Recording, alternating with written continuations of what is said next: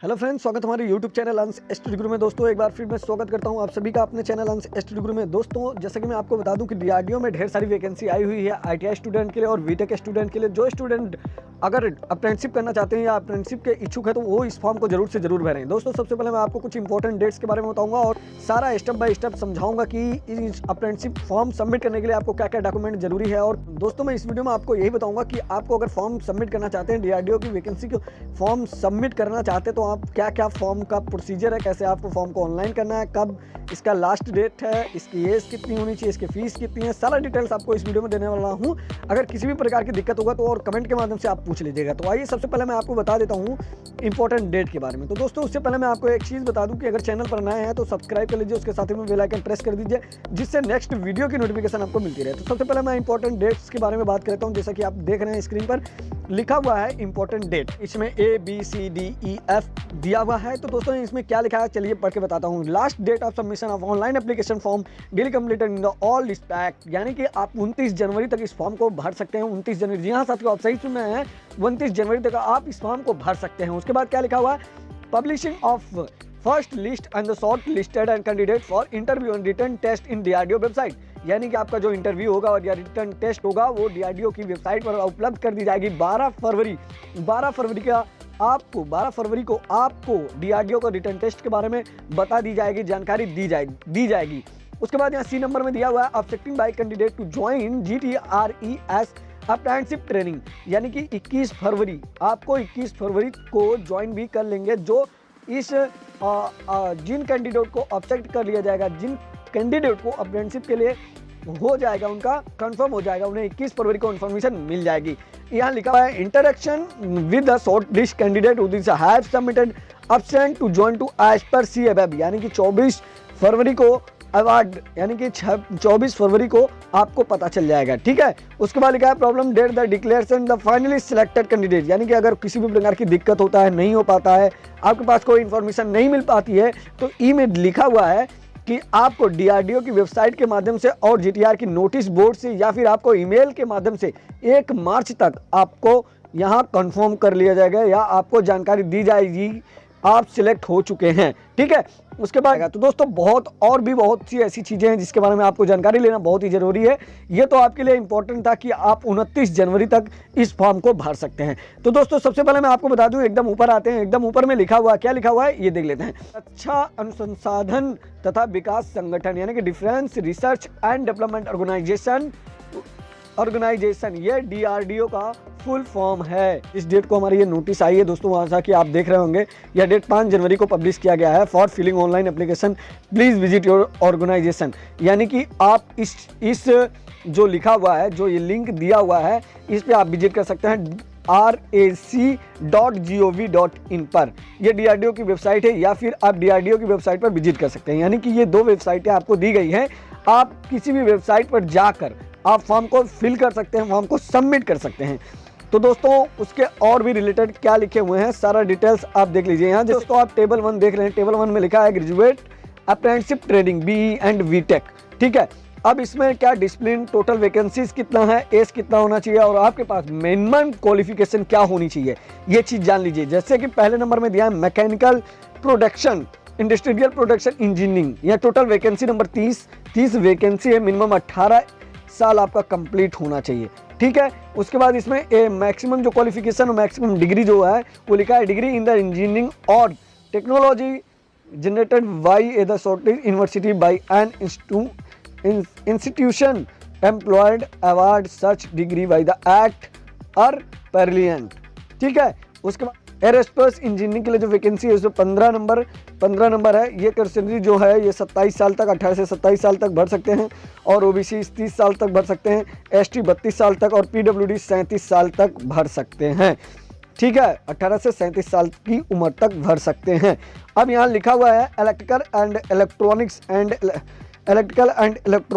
Electronics communication, electronics and instrumentation and telecom engineering, इसके लिए भी आप भर सकते हैं फॉर्म। जो स्टूडेंट इतनी डिग्रियों में से कोई एक भी डिग्री अगर ले रखा है या बीटेक कर रखा है, बीटेक इलेक्ट्रिकल से किया हो या इलेक्ट्रॉनिक से किया हो या कम्युनिकेशन से किया हो या इलेक्ट्रॉनिक इंस्ट्रूमेंट से किया हो, तो भी इस फॉर्म को भर सकते हैं। टोटल 12 वैकेंसी है और चौथे नंबर पे हमारा है कंप्यूटर साइंस या computer engineering, information service and technology engineering. इनके भी टोटल 18 पोस्ट हैं। और फिर द मटेरियल साइंस, इसके लिए 4 वैकेंसी है। सिविल इंजीनियरिंग के लिए टोटल 1 वैकेंसी है। यानी कि नंबर आप टोटल बीई और बीटेक के लिए आपके टोटल 80 पोस्ट हैं। उन 80 पोस्ट में से आप कोई भी भर सकते हैं, जो आपके पास डिग्री हो, जो आपके पास एलिजिबल क्वालिफिकेशन है, उसके लिए आप उस फॉर्म को सबमिट कर सकते हैं। जी हाँ साथियों, एक बार फिर से बता दूं साहब, आप फॉर्म सबमिट कर सकते हैं 5 जनवरी से लेकर आप 29 जनवरी तक फॉर्म को सबमिट कर सकते हैं। उसके बाद टेबल नंबर 2 में आता है डिप्लोमा अप्रेंटिसशिप के लिए। डिप्लोमा अप्रेंटिसशिप के लिए कितनी वैकेंसी है, इसके बारे में भी जान लेते हैं।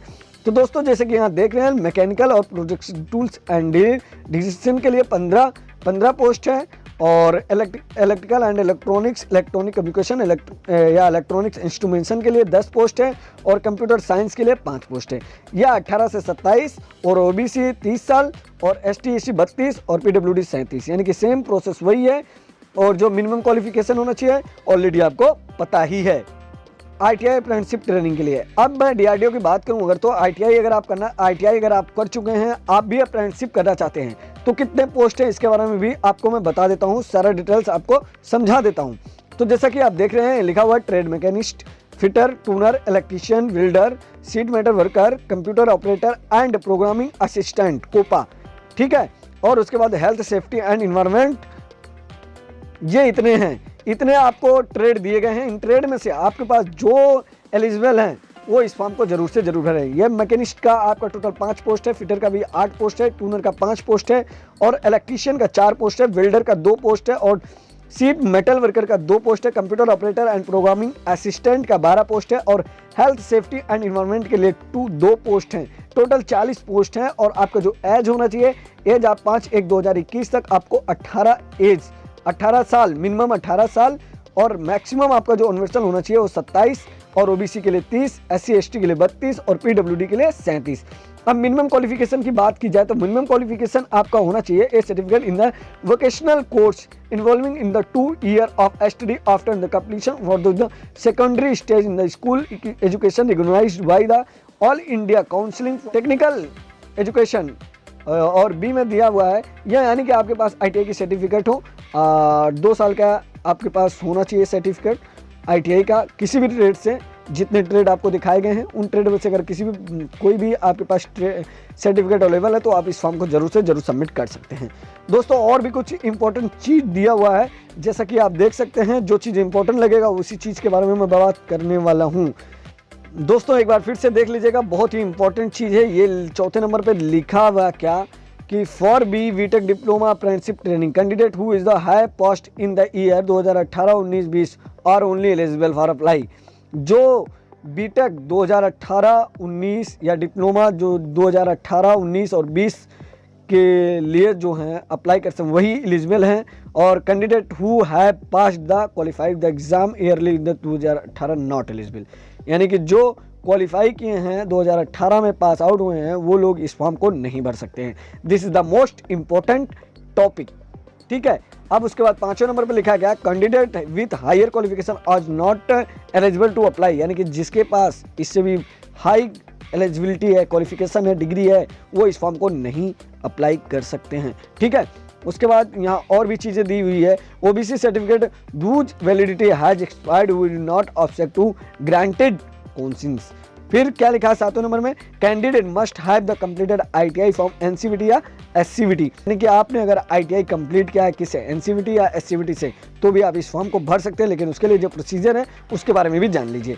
यहाँ इसके बाद नंबर 2 में देखिए, पार्ट नंबर 2 में देखिए, आप यहाँ लिखा हुआ है कैंडिडेट फाइनल सिलेक्टेड और the apprenticeship training would be eligible for spleen for given the blue the per government of Indian rules, यानी कि बीटेक और बी के लिए जो आपको सैलरी दी जाएगी 9,000 रुपये पर मंथ दी जाएगी, डिप्लोमा को 8,000 दी जाएगी और आईटीआई स्टूडेंट को 7,000 रुपये पर मंथ दी जाएगी डीआरडीओ में। लेकिन दोस्तों बता दूं मैं, डीआरडीओ में जो ऐसी चीज़ है ना कि एक बार अगर आपका सिलेक्शन हो गया तो आगे आप बहुत ऊपर तक जा सकते हैं, बहुत अच्छे रैंक पे जा सकते हैं। इसके लिए आप अगर डालते हैं इस फॉर्म को तो मेहनत करिए और उम्मीद करिए कि आपका सिलेक्शन पक्का हो जाए। उसके बाद मेडिकल फिटनेस की बात की जाए तो ये सब तो प्रोसीजर बाद में आता है, पहले सिलेक्शन प्रोसीजर के बारे में बात कर लीजिए। ये भी बात की है, पहले सबसे पहले हम इंपॉर्टेंट चीज़ बात करते हैं, जैसे हाउ टू अप्लाई कैसे करना है। Application are to be submitted online through the following website link, यानी कि आपको वेबसाइट लिंक दे दिया गया है, जैसा कि आप देख रहे हैं। नंबर 1 में आप देखिए यहाँ लिखा rac.gov.in और drdo.gov.in। इन दोनों वेबसाइट में से किसी एक वेबसाइट पर जाके आप फॉर्म को सबमिट कर सकते हैं। फिर यहाँ लिखा है candidate are request to fill correct details against to all the fielded and log with uploading and then scan copy to all the mandatory document as per list, यानी कि लिस्ट भी नीचे दिया हुआ है, उसी के हिसाब से आप सभी डॉक्यूमेंट आपको फिल करने होंगे और जो भी कुछ आपका जो डाटा है उसे सही प्रकार से भरें, बाद में करेक्शन करने का झंझट ना रहे। जैसा कि डॉक्यूमेंट में एक बार कंफर्म कर देता हूं, जो डॉक्यूमेंट के बारे में आपसे बात की जा रही थी वेरिफिकेशन के लिए, यहाँ लिखा हुआ है 10 का मार्कशीट सर्टिफिकेट। उसके बाद आपका लिखा हुआ है बीई या BTech diploma ITI marksheet for all semester, सभी सेमेस्टर के पास आपका डिग्री का जो जैसे आपने बीटेक अगर किया है या आपने डिप्लोमा किया, आपने ITI किया है, तो आपके पास सभी सेमेस्टर ऑल सेमेस्टर का अटैचमेंट देना पड़ेगा। उसके बाद तीसरे नंबर पे आता है डिग्री, प्रोफेशनल डिग्री, डिप्लोमा, नाटा सर्टिफिकेट। अगर आप NTC की ये कर चुके हैं तो उसका भी सर्टिफिकेट आप दे सकते हैं। उसके बाद कास्ट सर्टिफिकेट, अगर आप कुछ कास्ट अपना जाति प्रमाण पत्र भी लगा सकते हैं, PWD सर्टिफिकेट ये भी आपको लगाना है, अगर आप विकलांग हैं तो भी लगाना है। Photo ID card issue by government of India, Aadhaar card, आपको फोटो और आधार कार्ड लगाना होगा। EWS सर्टिफिकेट, अगर आप EWS में बिलोंग करते हैं आते हैं तो आप लगा सकते हैं। उसके बाद 2 पासपोर्ट साइज फोटोग्राफ, आपका 2 फोटो होना चाहिए, फोटो साइज, ठीक है, फोटो पासपोर्ट साइज फोटो होना चाहिए, ठीक है। रिजल्ट जो आपका पब्लिश होगा ये चीज़ भी ध्यान दीजिए, रिजल्ट जैसे आपका पब्लिश होता है तो आप किस वेबसाइट पे खोज सकते हैं, यहाँ लिखा हुआ है। अगर आपका जब रिजल्ट अपलोड किया जाएगा तो आप www.drdo.gov.in पर आप चेक कर सकते हैं, आपका रिजल्ट इसी पे मिलेगा, ठीक है। बाकी इसी प्रकार से और भी डिटेल्स हैं और मैंने इंपॉर्टेंट डेट्स के बारे में आपको ऑलरेडी पहले ही बता दिया है, लेकिन एक बार फिर से मैं आपको बता देता हूँ। या एप्लीकेशन फॉर्म सबमिट करने का लास्ट डेट है 29 जनवरी, यानी कि फॉर्म आप भर सकते हैं 29 जनवरी तक।